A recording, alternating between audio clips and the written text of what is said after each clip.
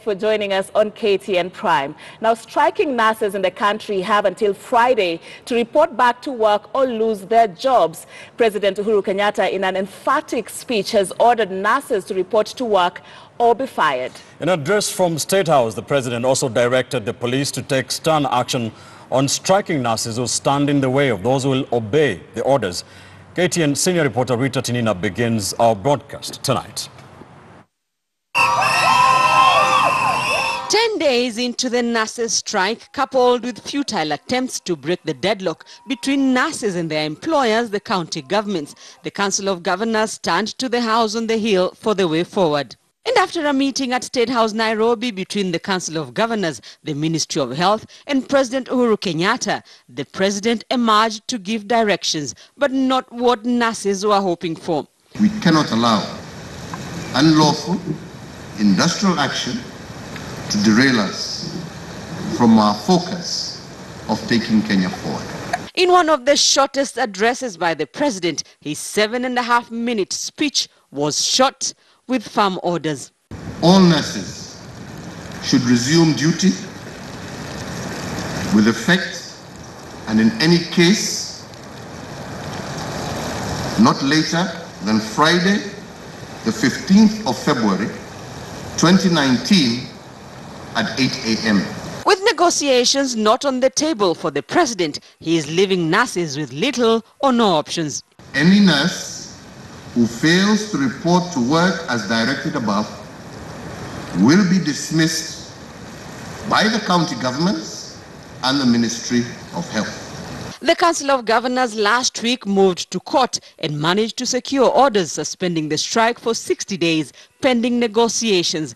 But despite the injunction, the nurses have been unbowed. And no one is above the law. Obeying court orders is not optional, and it is a requirement of all of us, no matter their place in society. Uhuru Kenyatta's orders were not only for the nurses. The police are also on firm instructions on how to deal with striking nurses. As the Commander-in-Chief of the Kenya Defence Forces, I have instructed the National Police Service to take stern action against those picketeers who may intimidate or otherwise harass the public servants who intend to go to work. Nurses are pushing for the implementation of the 2017 collective bargaining agreement, which offers, among other things, risk and uniform allowance, enhanced house allowance, and upgrade of job groups. In December 2016, nurses went on strike for 5 months, paralyzing health services countrywide. Now the government is moving to try and arrest the situation before it gets out of hand. Will the president's tough talk tame the striking nurses? Rita Tinina, KTN News.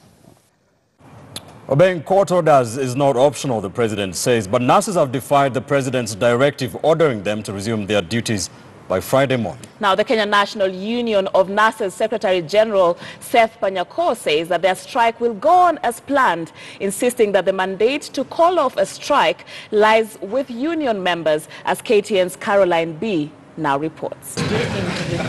Hours after President Uhuru Kenyatta addressed the nation over the nurses' strike, commanding them to resume duties, officials of the Kenya National Union of Nurses, led by Secretary General Seth Panyako, addressed the nation too. We are not responding to the statement of His Excellency the President. We want to urge our members to remain firm, fight for their rights. I have no mandate to respond to the President because I'm not a politician. The union says their strike timetable will not be interrupted and only union members have the powers to call off a strike. We are not issuing any strike notice afresh. The Council of Governors is an amorphous organization. It is not a person, it's not a corporate entity as defined in the Interpretation and General Provisions Act. It is not a person, it cannot sue, it cannot be sued. So if there are any orders which you are given, ultimately when we get those orders, we shall demolish them. 12 counties and 4 health facilities under the Ministry of Health have currently downed their tools.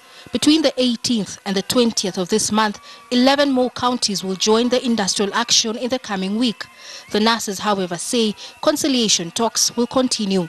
Meanwhile, the Kenya National Union of Medical Laboratory Officers has also issued a strike notice demanding recognition by the Council of Governors and the Ministry of Health. We are also complaining on the pay disparities. Within these 21 days, should there be no any other information from the government to engage us in addressing these issues, then the whole country will go down to the dogs.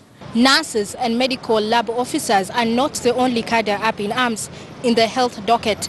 On the 16th of this month, clinical officers will meet to decide whether they will proceed on strike or not over stalled CBA talks. Caroline B, KTN News.